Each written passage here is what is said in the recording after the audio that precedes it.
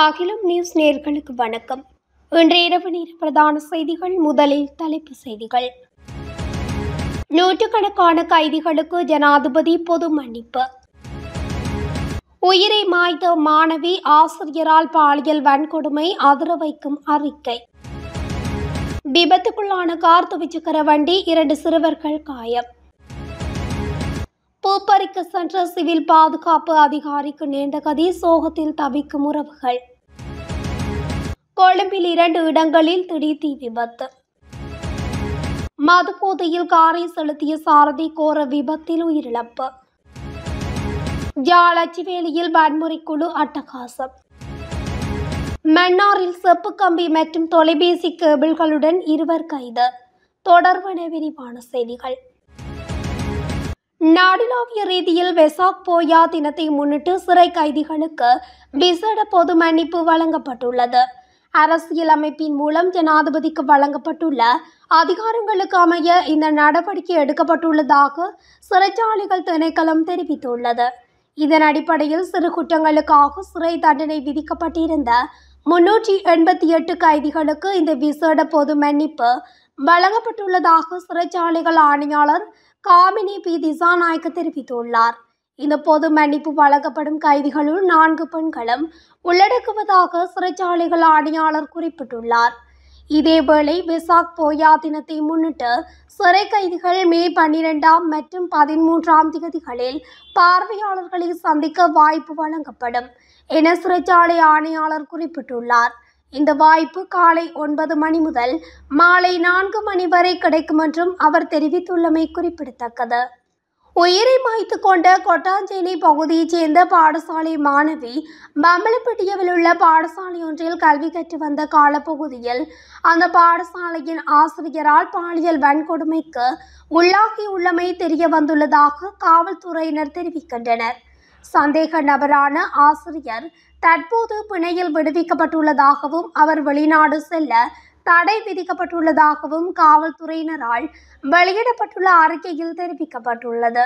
கொட்டாஞ்சேனை கல்பொத்த வீதியில் உள்ள அடுக்குமாடி குடியிருப்பு ஒன்றில் வசித்து வந்த டில்ஷி அம்சிகா என்ற 16 வயது மாணவி கடந்த ஏப்ரல் மாதம் 29 தேதி 6வது மாடியில் இருந்து குதித்து உயிரை மாய்த்து கொண்டார்.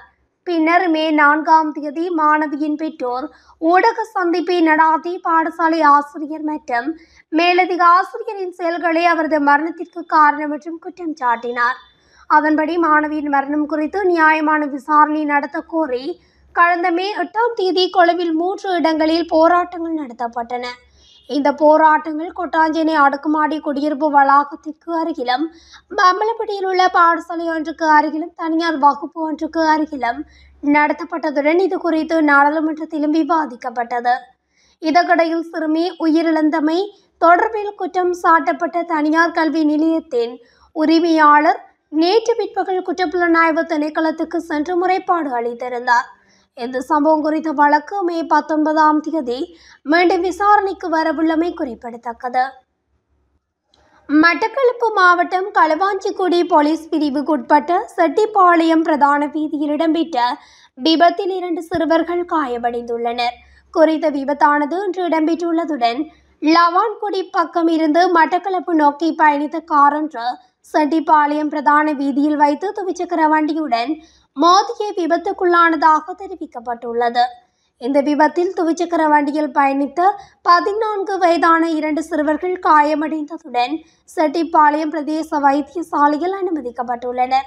எனினும் சிறுவர்கள் இருவரும் மேலதிக சிகிச்சைக்காக மட்டக்களப்பு போதனா வைத்தியசாலைக்கு மாற்றப்பட்டுள்ளதாகவும் வைத்தியசாலை வட்டாரங்கள் தெரிவிக்கின்றன. விபத்து காரின் முன்பகுதியும் துவிச்சக்கர வண்டியும் பலத்த சேதமடைந்துள்ளதாகவும் போலீசார் தெரிவித்துள்ளனர். இந்நிலையில் சம்பவ இடத்துக்கு விரைந்த களுவாஞ்சிக்குடி போலீசார் விபத்து தொடர்பான மேலதிக விசாரணைகளை மேற்கொண்டு வருகின்றனர். மணராக்குளை கோணக்கங்கர போலீஸ் பிரிவில் உள்ள கலப்பிட ஆறு வாவியை சூழவுள்ள தாமரை பூக்களை பறிக்கச் சென்ற சிவில் பாதுகாப்பு அதிகாரி ஒருவர் வாவியில் மூழ்கி உயிரிழந்துள்ளதாக கோணகங்கார போலீசார் தெரிவித்துள்ளனர். உயிரிழந்தவர் ராஜ மாவத்தை கோணகங்கார பகுதியைச் சேர்ந்த 40 வயதுடைய சிவில் பாதுகாப்பு அதிகாரி ஒருவர் ஆவார். சிவில் பாதுகாப்பு அதிகாரி கடந்த வியாழக்கிழமை தாமரை பூக்களை பறிப்பதற்காக கலப்பிட ஆரவாவிக்கு சென்றுள்ள நிலையில் மீண்டும் வீடு திரும்பாமல் இருந்துள்ளார். இதனால் சிவில் பாதுகாப்பு அதிகாரியின் உறவினர்கள் இது தொடர்பில் கோணக்கங்கார போலீஸ் நிலையத்தில் முறைப்பாடு அளித்துள்ளனர்.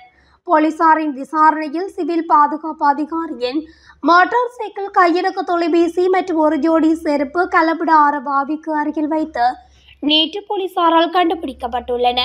இதனை அடுத்து போலீசாரால் மேற்கொள்ளப்பட்ட தேடுதல் நடவடிக்கையின் போது பாவியிலிருந்து சிவில் பாதுகாப்பு அதிகாரியின் சடலம் கண்டெடுக்கப்பட்டுள்ளது. சிவில் பாதுகாப்பு அதிகாரி தாமரை பூக்களை பறிக்க சென்ற போது பாவியில் மூழ்கி உயிரிழந்திருக்கலாம் என போலீசார் சந்தேகிக்கின்றனர். உயிரிழந்தவரின் சடலம் கோணகங்கார வைத்தியசாலையில் பிரேத அறையில் வைக்கப்பட்டுள்ளதாகவும் போலீசார் இதன்போது தெரிவித்துள்ளனர். கொழும்பு வாஷால் வீதியில் உள்ள 2 கட்டிடங்களில் தீ விபத்து ஏற்பட்டுள்ளதாக போலீசார் தெரிவித்துள்ளனர். இந்த தீ விபத்து இன்று ஏற்பட்டுள்ளது. தீப்பரவலை கட்டுப்படுத்தும் பணிகளில் 5 தீயணைப்பு வாகனங்கள் ஈடுபட்டுள்ளன. தீ விபத்திற்கான காரணம் இதுவரை கண்டறியப்படவில்லை. அதேவேளை கொழும்பு ஆமர் வீதியில் உள்ள கடையொன்றில் தீ விபத்து ஏற்பட்டுள்ளதாக போலீசார் தெரிவித்தனர். இந்த தீ விபத்து சனிக்கிழமை இன்று ஏற்பட்டுள்ளது. தீப்பரவலை கட்டுப்படுத்தும் பணிகளில் 2 தீயணைப்பு வாகனங்கள் ஈடுபட்டுள்ளன. தீ விபத்திற்கான காரணம் இதுவரை கண்டறியப்படவில்லை. இது தொடர்பிலும் போலீசார் மேலதிக விசாரணைகளை மேற்கொண்டு வருகின்றனர். கொளியாம்பட்டிய மாதம்பே வீதியில் பலுகமுவ பிரதேசத்தில் இடம்பெற்ற விபத்தில் ஒருவர் உயிரிழந்துள்ளதாக போலீசார் தெரிவித்துள்ளனர். இந்த விபத்து நேற்று நள்ளிரவு நேரத்தில் இடம்பெற்றுள்ளது. வேக கட்டுப்பாட்டை இழந்த கார் ஒன்று வீதியை விட்டு விலகி சுமார் 25 மீட்டர் தூரத்துக்கு இழுத்துச் செல்லப்பட்டு அருகில் இருந்த வீடொன்றின் இரும்பு நுழைவாயில் மற்றும் மின்கம்பத்தின் மீது மோதி பின்னர் மற்றொரு வீட்டின் கிணற்றின் மீது மோதியதில் இந்த விபத்து இடம்பெற்றுள்ளது. விபத்தில் படுகாயமடைந்த காரின் சாரதி சிகிச்சைக்காக வைத்தியசாலையில் அனுமதிக்கப்பட்ட பின்னர் உயிரிழந்துள்ளதாக போலீசார் தெரிவித்தனர். விபத்தின் போது காரின் சாரதி மது போதையில் இருந்துள்ளதாக போலீசார் மேலும் தெரிவித்துள்ளனர். யாழ்ப்பாணம் அச்சுவேலியில் இனம் தெரியாத குழுவொன்று நடத்திய தாக்குதலில் கடை உரிமையாளர் ஒருவர் பலத்த காயங்களுக்கு உள்ளாகியுள்ளதாக தகவல் வெளியாகியுள்ளது. இன்று அதிகாலை 6:15 மணியளவில் குறித்த நபர் அச்சுவேலி வைத்தியசாலை வீதியூடாக சென்ற வேளை நடத்தப்பட்டுள்ளது. குறித்த நபர் இன்று காலை தனது கடைக்கு சென்று கொண்டிருந்த போது குறித்த வீதியில் இனம் தெரியாத குழுவினர் கார் ஒன்றில் காத்திருந்தனர். இதன்போது குறித்த குழுவினர் கடை உரிமையாளரை இடைவெளியில் மறைத்து தலை, கை என்பவற்றில் பொருள்களால் கடுமையாக தாக்குதல் நடாத்தியுள்ளனர்.